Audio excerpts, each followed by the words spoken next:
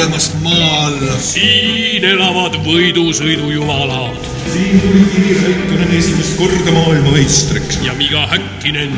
J. Lehto. Ja Uno Turhapuuro. Ja Markus Grönholm. Ja Miga Keranen. Rohkem ei tulnud Soome nimesid meelde. Läheme Kristjaniga kartidega kihutama ja selleks tuleb loomulikult selga panna vastav kombinesoon, seepärast et juhtub avarii tulema, siis need kombinesoonid kaitsevad meie õrna nahka vigastuste eest. Põletuste eest, sest me anname väga kuuma. Tere tulemast Formula Center Helsingisse, mis on maailma suurim maa-alune kardirada. Asub ta kiviviske kaugusel idakeskusest, nii et praktiliselt Helsingis on selline võimas ja äge kompleks. Kiirelt 2-3 fakti ka selle asja kohta. Vanus peab olema vähemalt 13, et siia tulla. 15 minutit sõitu maksab 14 eurot ning mees võib oma raskuses kaaluda 130 kilo. Meil need nõuded on kõik täidetud, nii et meie võime Teeduga rooli istuda. Üks asi veel. Suur kana on Teeduga meil kahe vahel. Nimelt, 10 aastat tagasi proovisime seda sama asja Tallinnast teha. Mina võitsin nii kiirema aja kui ka kiirema ringi aja. Nii et Teedul on ammas verel, tahab kindlasti minult revanssi saada, seda ma talle aga ei kingi. Teades, milline on Kristjani sõidustiil Tallinna liikluses, siis ma lihtsalt üldse ei hakka selle hulluga siin võistlemagi. Ei. Kihutab. Ole, see on minu jaoks täiesti uus ala. Siin pole üldse bussiridasid. Siin ei ole ju mitte midagi, siin ei saagi nagu sõita põhimõtteliselt ju. See on ju nagu tavaline tänav. Ma ei oska siin üldse sõita, aga lähme teeme proovi.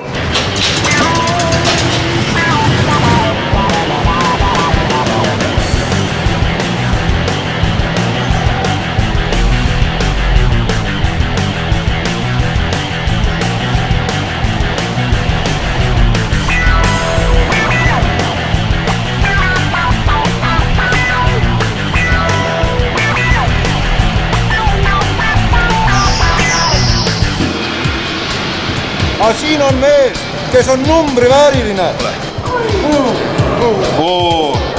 Kuum suudlus põsele. Kas rada jäi väikseks või? Sa jäid mulle mitmel korral lihtsalt ette, võimatu on mööda saada. Vastupidi, ma tahan öelda. Millest sa räägid? Ei, lase mööda. Ise Millest sa räägid? Pidur. No kaas, pidur. Ei saa kurvist välja. Ei, ma arvan, et siin sa võid kaameras rääkida mida tahes. Lähme vaatame ringi aegu, mees. No loomulikult on mul kehvem kui sina, sest ma olin kogu aeg sinu taga ju. Ma ei saanud välja sealt. Aga tõsi on see, et meil juhtus Martinega viimase ringi peal korralik avarii. Väike avarii oli ka, aga esimene kord ikkagi vaata.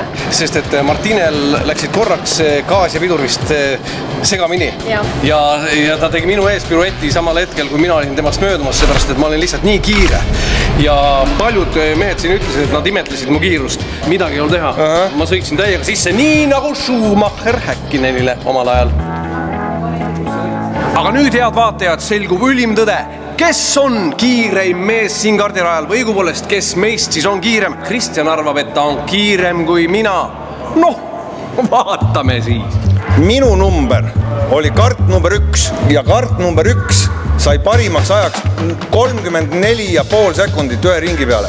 Minu kardi number on 8 ja siin on ju selgelt näha, et ma olen sust kõvasti kiirem. 33,3 sekundit, sinul 34,5, sa kaotad mulle 1,2 sekundiga.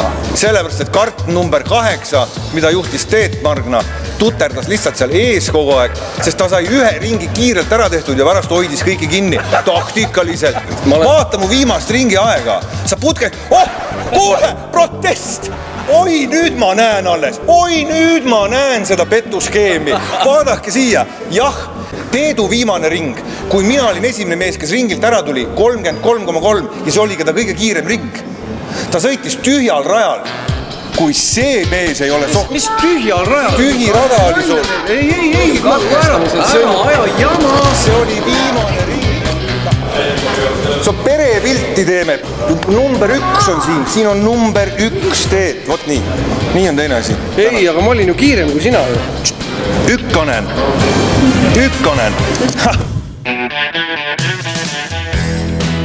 Lapsed, kas teil on tore reis? Soomet avastama!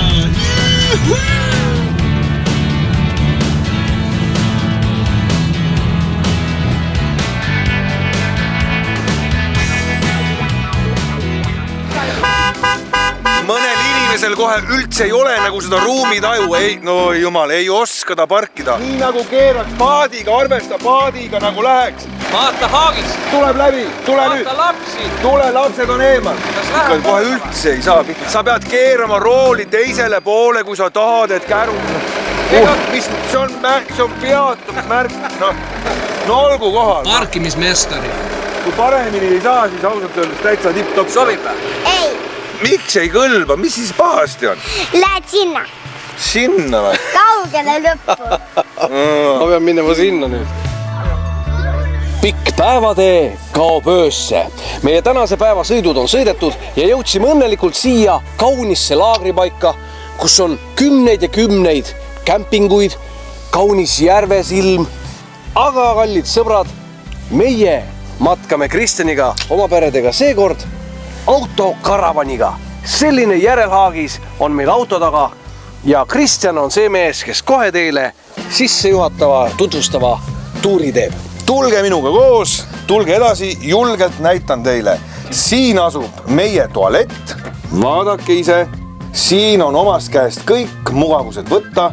Selline mõnus suur, suurem kui kuskil rongis näiteks on, aga tulles siit edasi, kraanikauss, gaasipliit, erinevad ahjud, külmkapp, saate rahulikult oma kõik tarvilikud asjad külma panna ja autoga kaasa sõita. Ja no kuulge, mõnus suur diivan, kus võib ennast pikali visata ja pult on siin. Miks on pult? Loomulikult sellepärast, et nurgas on ju televiisor. Kuidas teile meeldib? Väga hea. Meeldib, ma tahaks magada.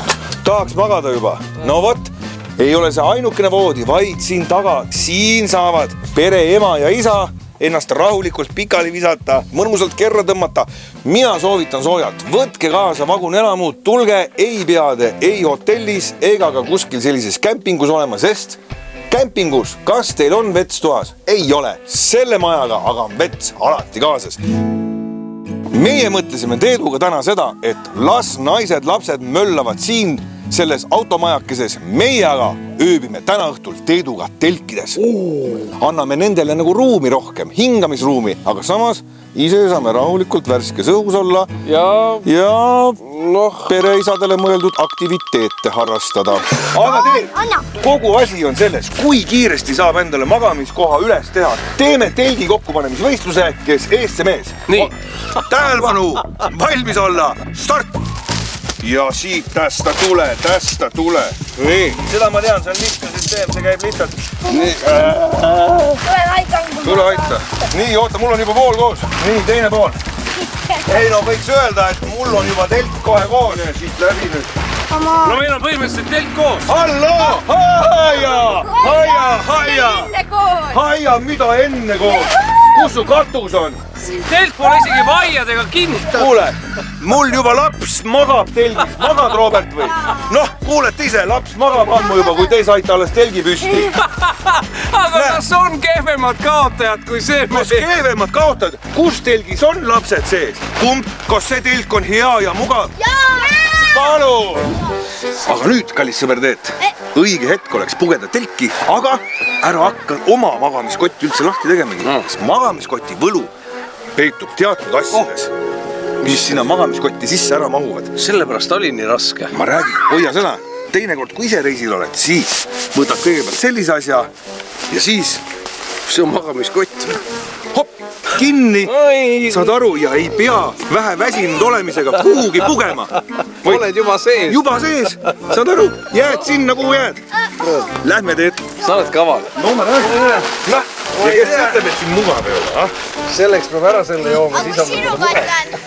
Igal juhul soovitan soojalt kõigile telkimist, sellepärast ainult nii on võimalik üheks õhtuks saada oma perest natukenegi puhkust ja tunda ennast nii hästi kui vähemalt võimalik. Nii et toredat õhtu. Järgmises saates.